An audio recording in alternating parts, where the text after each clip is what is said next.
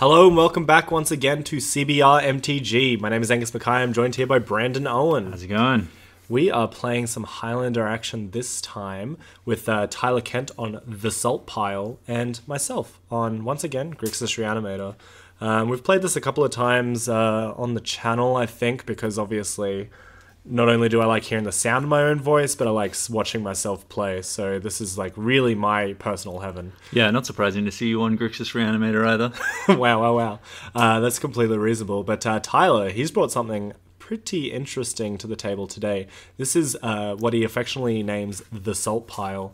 Brandon, do you want to sort of run through the Salt Pile and see how it goes? Yeah, I mean, effectively like a bug mid-range control deck, utilizing like cheap, efficient threats that also generate card advantage, and I assume points in cards like Treasure Cruise and Force of Will and True Name Nemesis, just the classic 7.7 point deck. Yeah, almost certainly. Possibly playing some Green Sun Zenith as well.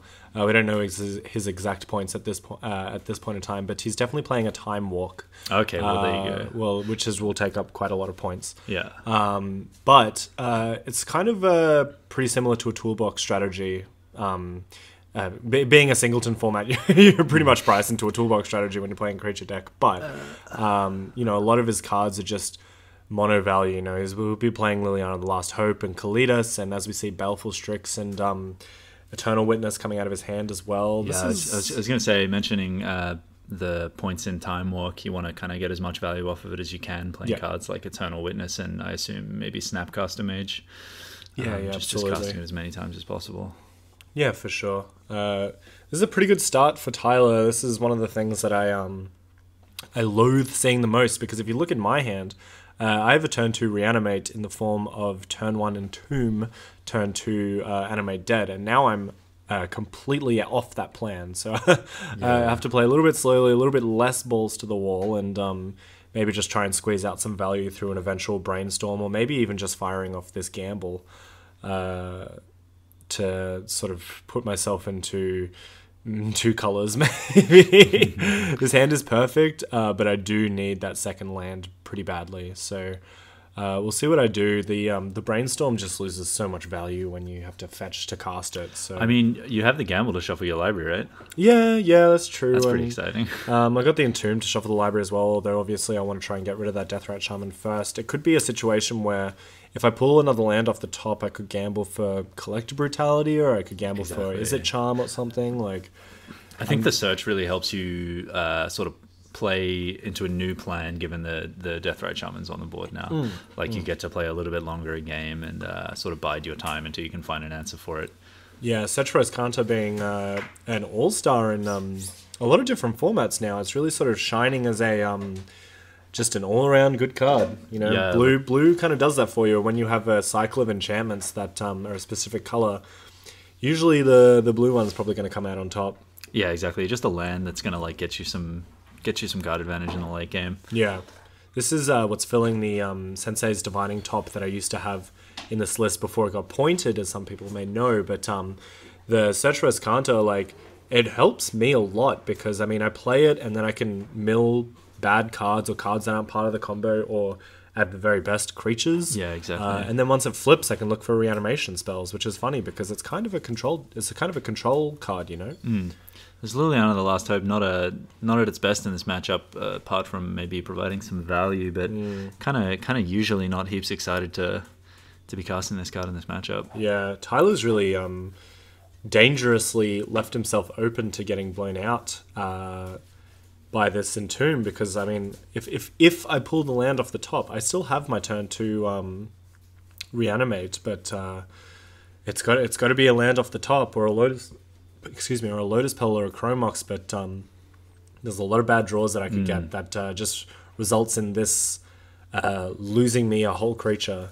Kozilek seeming to be the creature of choice. I've been testing this card a lot in these builds, and forgetting to get the land. Interesting. Kozilek being a great sort of card in this build, because if your hand is like 1 3-drop and 2 2-drops, then you can keep your Kozilek alive and then just counter the next 2 spells your opponent's cast and just finish the game. been sleeping on it for a little while, but now I see its power. This draw hasn't been very kind to you, has it? No, it hasn't. The other option I have now is Lion Lotus Petal. land. Yeah, land on the top always. I mean, Gamble's going to be really hard to cast from here, and Jin-Gitaxias is like okay. I mean, what I have to do for the rest of this game is put 2 creatures on the battlefield, like 2 creatures in the graveyard every turn, you know, just to play around this Deathrat Shaman. I've already used a lot of resources to put myself where I am now, you know. Yeah, exactly. The problem is that you're like sitting on the Animate Dead and not something like Exhume. Exactly. Or maybe even like a Reanimate might be an okay draw after you get some more mana, and that way you can sort of just cast 2 reanimation spells in a turn, and you know, go for the worst creature first, and make, you know, go for the better one second. Well, that's something that I've had to do a lot in Legacy, because I played in Legacy as well, is that you just like cast Reanimate on the worst creature, then they eat it, and then you cast a follow-up reanimation spell on the better creature. Unfortunately, my deck doesn't really have that kind of consistency. That's why I'm sort of priced into playing blue, because I'm not really a blue mage, but God, you need it when you're playing a combo deck, you know, with the especially just with like Careful Study, as we've seen before, and just like a little bit of disruption in the form of counter spells. Like it's exactly what you need for these sorts of strategies. Interesting to Traverse the Ulvenwald getting a basic swamp here. He doesn't have Delirium, so he's a bit priced on choices, but just the decision to play around any kind of like land destruction, I guess. I feel like I would, you know, you're a bug deck playing a lot of double black, and I guess that's why he's getting a swamp. But I feel like I'd want to leave some more blue mana open, just get like the Underground Sea. Sure. Oh, well, no, you can only get basics with Traverse if it doesn't have Delirium. Well, there you go. Yeah. But he definitely could have held on to it for a little bit longer. Maybe he's just trying to play out some more things in his hand. I think he's got another Liliana in hand, so that could kind of like turn off give himself a little bit more protection because of the Edict effect that it has. Yeah, fair enough. But I mean, you could just hold on to it and tick down Liliana, fill up your graveyard for Traverse, and then actually get a threat. Yeah, well, I mean, you know, given a basic understanding of what the card does, as opposed to literally not knowing, is, you know, maybe helpful in evaluating that line. But it seems pretty reasonable, like to have just to have made that decision. Like, he has a lot of 3-drops in his hand. Yeah, and, if he starts ripping some more lands, he'll actually be able to cast them. He's got Eternal Witness as well, actually, so he can get back the Traverse. Yeah. And as you said, he's got Liliana and the Baleful Strix too, pretty good. Just sits all in front great of one cards. negatives, It's gonna be a hard slog for me from here on out. But that Search for Escanto hopefully making the decisions a little bit easier. I just need Tyler to tap out. Yeah. You know, it's gonna be very hard for that to happen. But, you know, not impossible. I mean, he's got 3 mana, so he's gonna want to cast a 3-drop now. But he will, unless he pulls another land, he won't be able to activate the Deathrat Shaman eating the Jin-Gitaxias. Yeah, Eternal Wind is pretty good one here, letting him get that extra land. Okay, well, there's the extra land, but I think he's probably playing it like who am I to say? I mean, he's very far ahead in this game, and he's doing very well. But like, he's just 100% playing this in the control style, like just holding back as much as he possibly can. Yeah, doesn't need to play out any threats. He's just like beating me by not letting me establish the combo. Yeah, exactly. I mean, the Deathrat Shaman's doing literally all of the work here. The rest of his hand is kind of these proactive cards that, except for the Snapcaster Mage that is just drawn, that don't actually do that much, except for, you know, in certain situations. And the Liliana of the Veil is probably not what he wants to be doing right now. Yeah. We're being hit by a little bit of glare on my side, but we have flipped the Search for Escanto into Escanto the Sunken Ruin, and we also have a Bloodstained Maya coming out of there as well. So a little bit of shuffle effect, but my hand's pretty anemic. I mean, I have a Daze, and I have an Animate Dead. So, I mean, the only problem with Search for Escanto is that I'm kind of like, I need to get something with it. You know, like, it needs to be good, but it's going to cost me 4 mana, so I have to do it at end of turn. So it's just like, I mean, I have the Spell Pierced for protection against the other Liliana, but like, Tyler's just doing a great job by just having me pinned down under this Deathrat Shaman. Yeah, I mean, if he does go for the Lily here, the Spell Pierce is kind of interesting, because he has to choose whether he wants to pay for it or or if he wants to hold up that Deathrite Charm and activation. Yeah, and if he does, and if he wants to pay for it and leave Liliana open, I'm totally okay with that because Jin-Gitaxias will still draw me 7 cards. It looks like he doesn't. Yeah, he just wants to play out his spells and hold up that Deathrite Charm, and it's pretty conservative play, pretty reasonable considering. I mean, now that that search is active and going to start getting you some cards, it's going to give you like a bit more of an opening under this Deathrite Shaman. Yeah, absolutely. It's still a pretty hard slog. Yeah, I mean, it's an interesting choice to fetch out a land here, considering. I guess just because I've already used the Brainstorm, it's just like not getting too much more value out of it. But I think at this point I'm probably just thinking thin deck. You know, like trying my very hardest to stop myself from drawing any more lands, because the last thing I want at this point is lands. All right, let's spin the wheel. Spin the happy good time wheel. You see a show and tell. That's pretty good.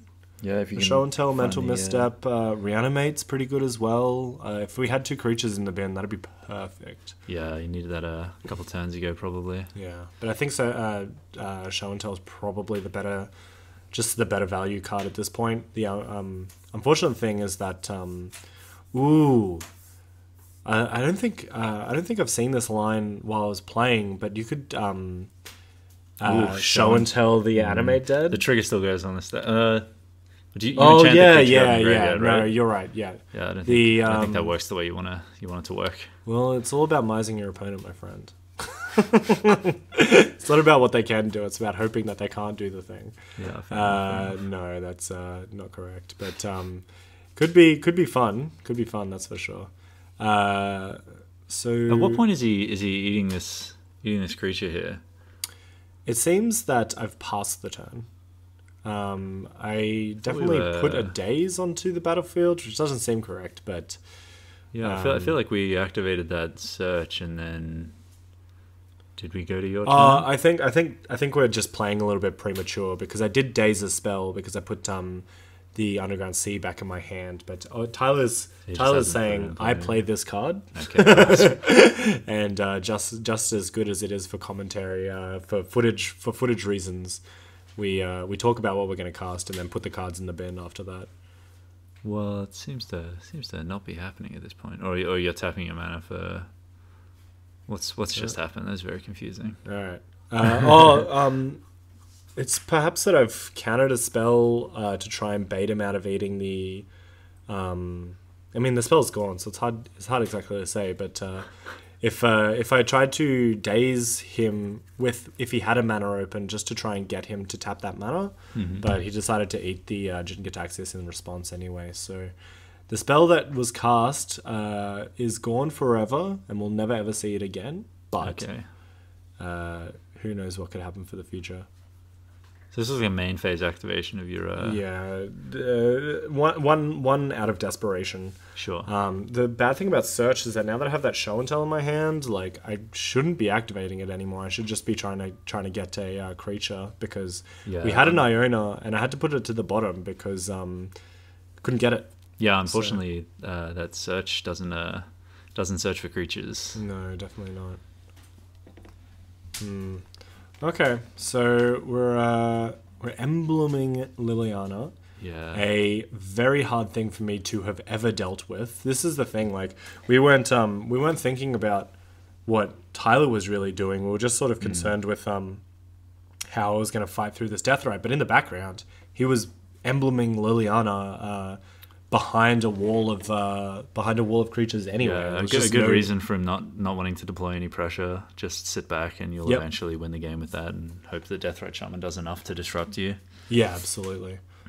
Handing over some zombie tokens here, so it's you're kind of like one and only answer here is probably Elishnorn. Yeah, putting an Elishnorn. If I end up top decking one, I still have that show and tell in hand.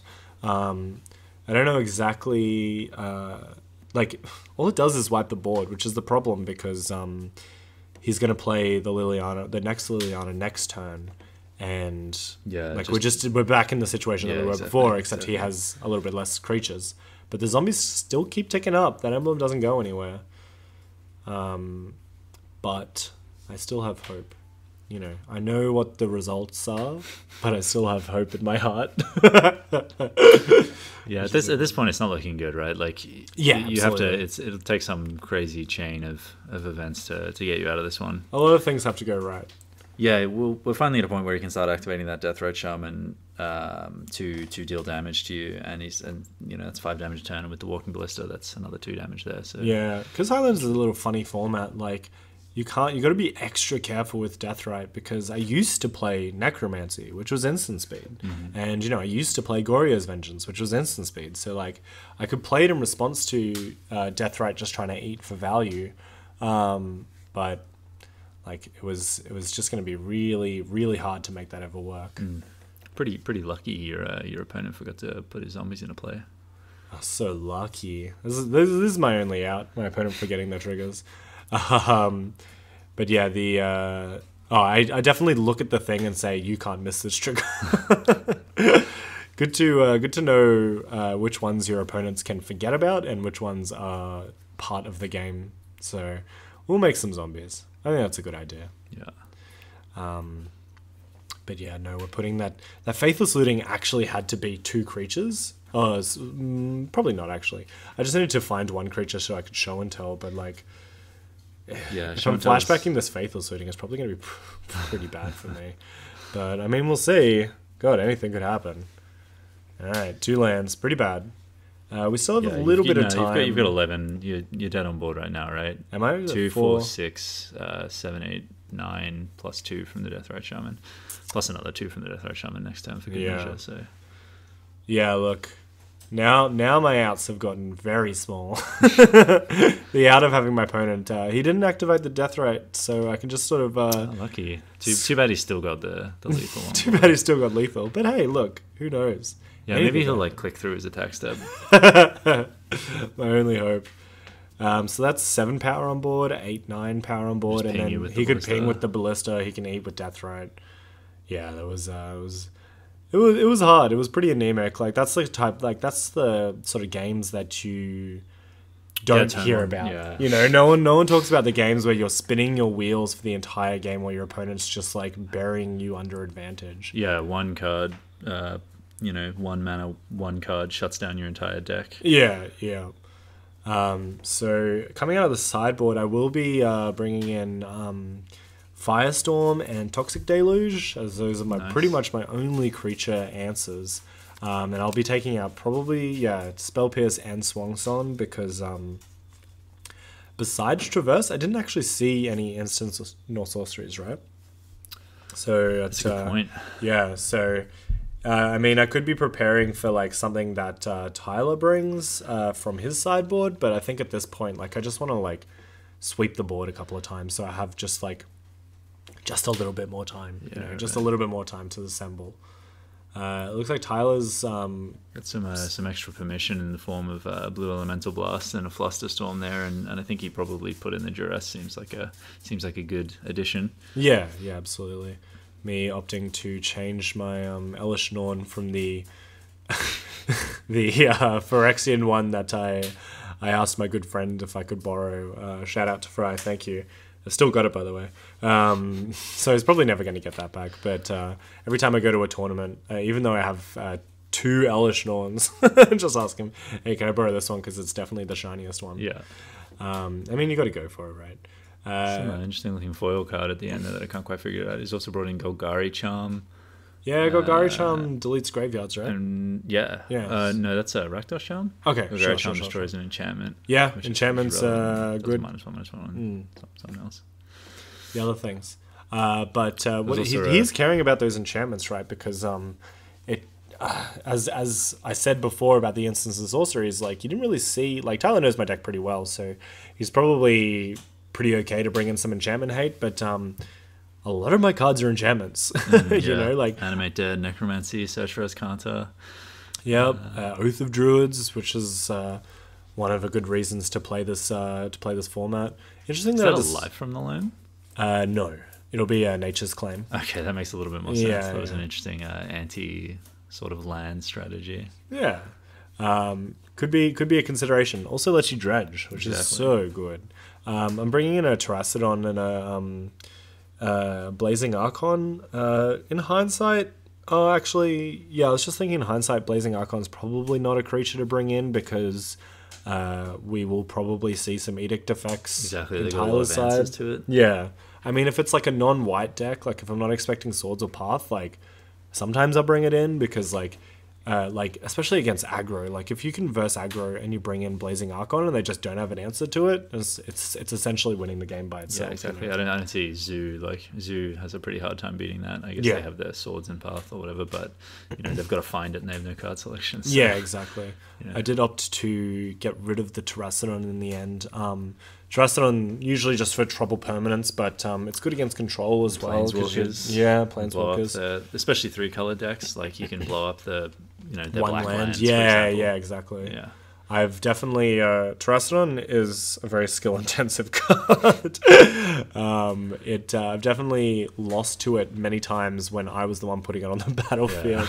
Killing a what was the best one? Yeah, killing a Bitter Blossom and then realizing that I'm just dead to the elephant that I left on the battlefield. Like, these things can happen, but it's important to learn. But Terracodon, very good card against those trouble permanents. Yeah. Tyler, interestingly, bringing in Hydroblast, as we mentioned before. That's I mean, it beats my Red Blasts, I guess. I think it's just very likely that he's got something in there that it's worse than like. Yeah, sure. Like we're not casting Fatal Push this game. Yeah, exactly. And he probably has some pretty like. I don't know. I'm sure he's got some medium creatures in there that are for specific matchups. Yeah, for sure. But ooh, that hand's looking pretty good on Tyler's side. He's got the Strip Mine. He's got the Reanimator Excavator.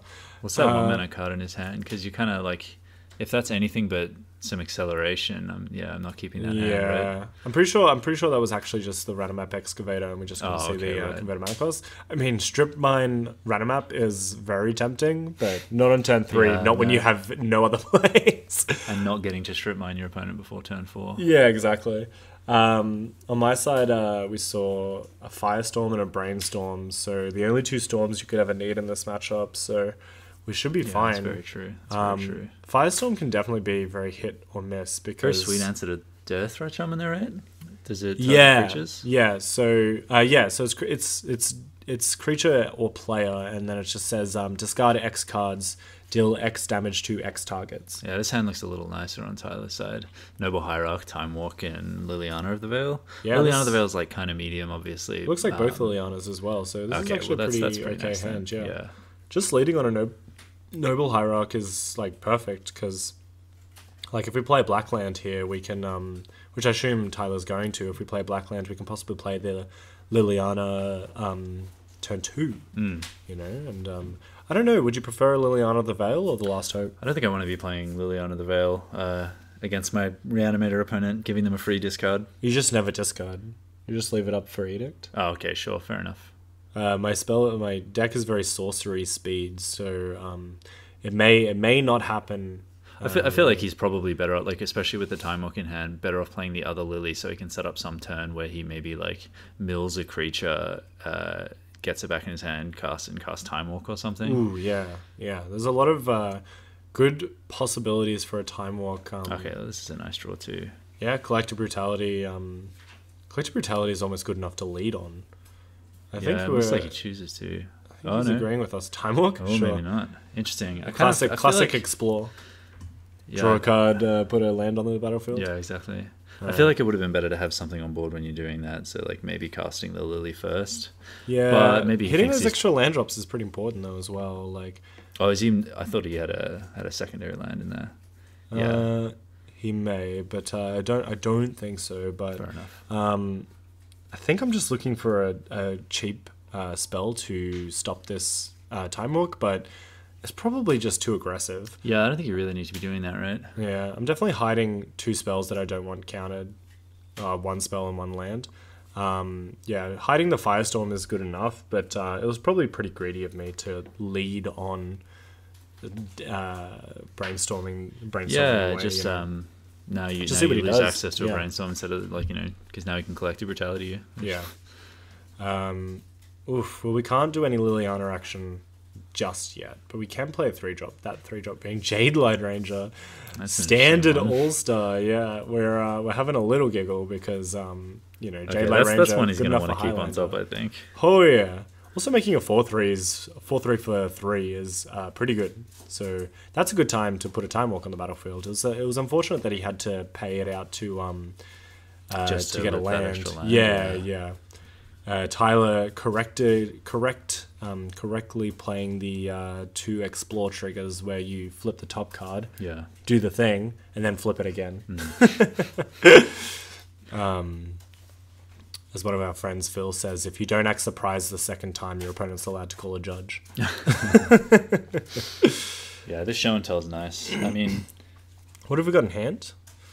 Grizzlebrand. We got Grizzlebrand in hand. That's a This good is one. like, yeah, the classic like lazy turn 3 show and tell. You know, just like eventually get there. Like that's fine. any hand with a show and tell in is like Yeah. always good. You know. Yeah. I mean, his only answer to it is the Lily in his hand at the moment, and he needs the extra black source for that. Yeah, So he definitely we might have some time with this Grizzlebrand in play.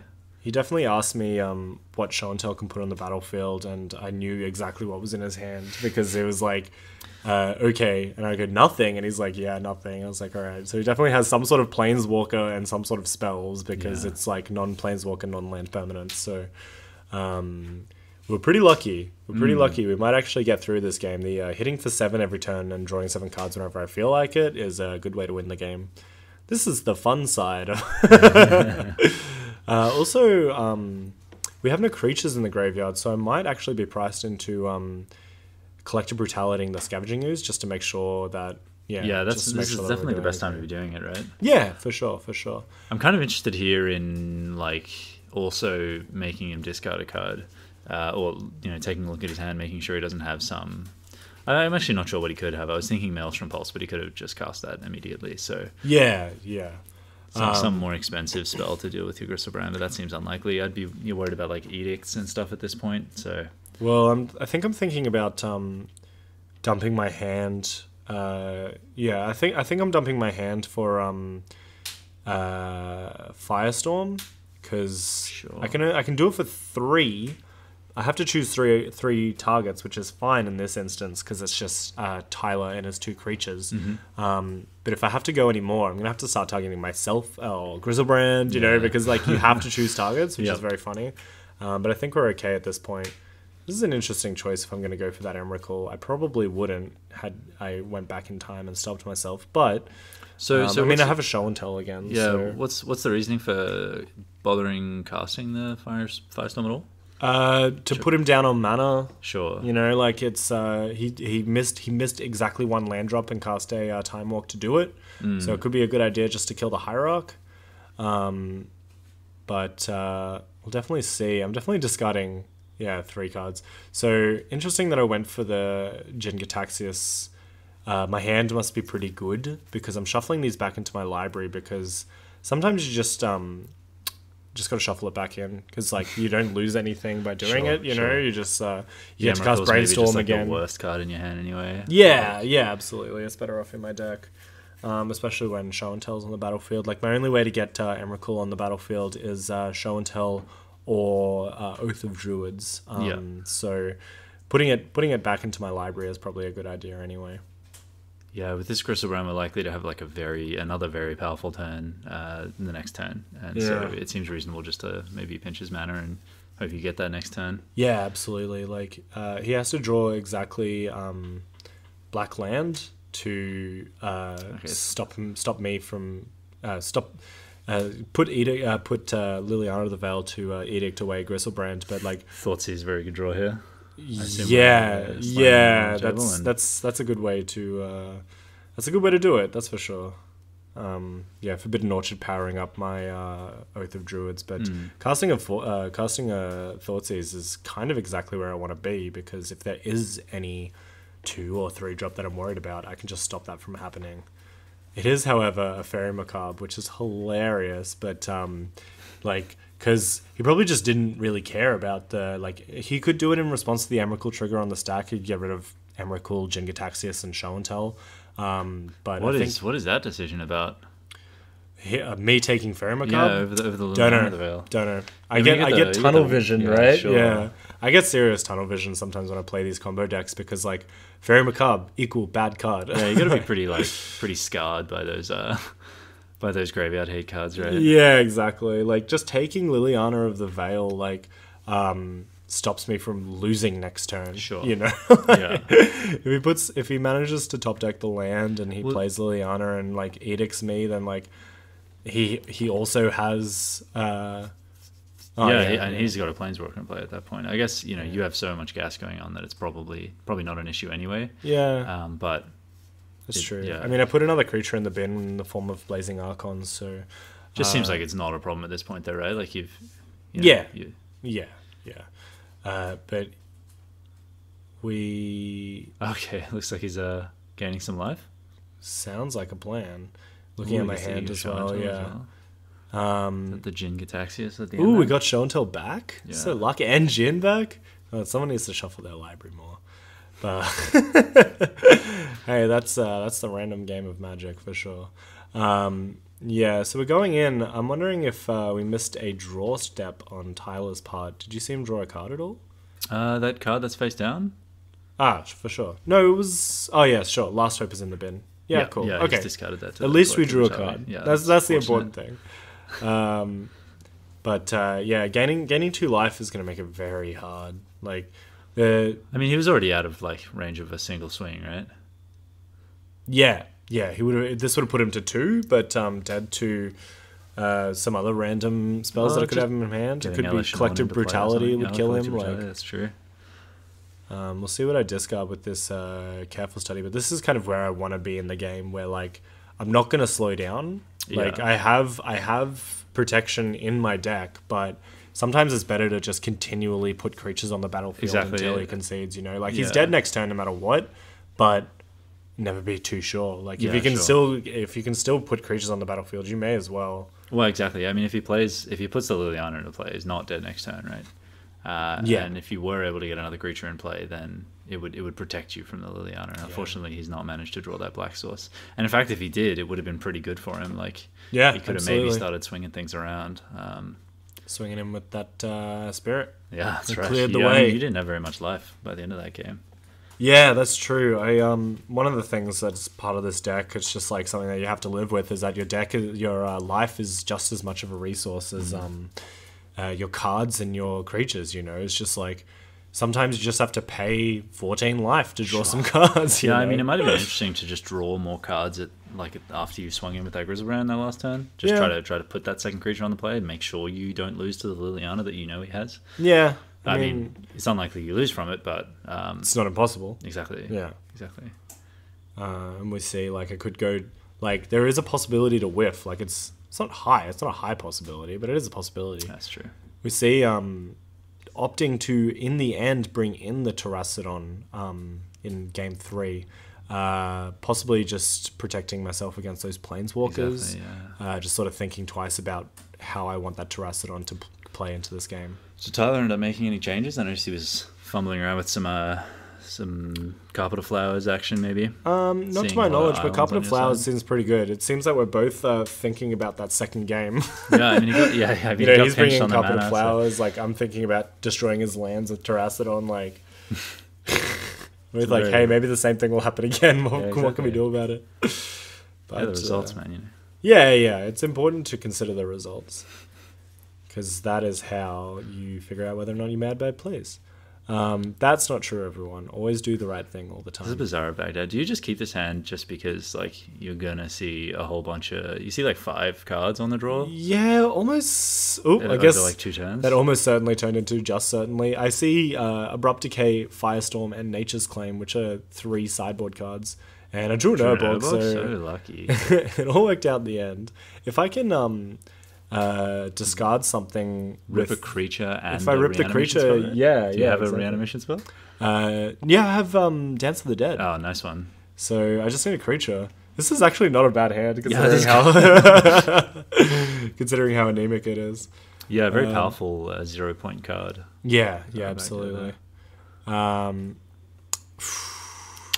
Ooh, we can actually yeah, if we do it again in my turn, it's gonna have to be it's gonna have to look a little bit different. Yeah, like, you're gonna have to hit exactly reanimating a creature. Yeah, I guess you also have your draw steps. So you get 3 cards to see that, but I've decided how little chance I have of casting this Abrupt Decay this turn, considering I drew my second splash color, which is white, which is red. So there goes 2 of my sideboard cards, and both can deal with Baleful Strix. okay, But so we have the creature. That's fortunate. okay, we're halfway there. start. We can do it next turn. We probably just play out the Badlands and just wait. Like, God, I wish that was a blue spell. Yeah, I mean, I don't mind just like activating the Bazaar first, right? And then you just Yeah, you sure. don't have to discard the creature this turn, but I guess we feel like killing a Baleful Strix. It seems okay. Yeah, look, whatever, right? Gun's good.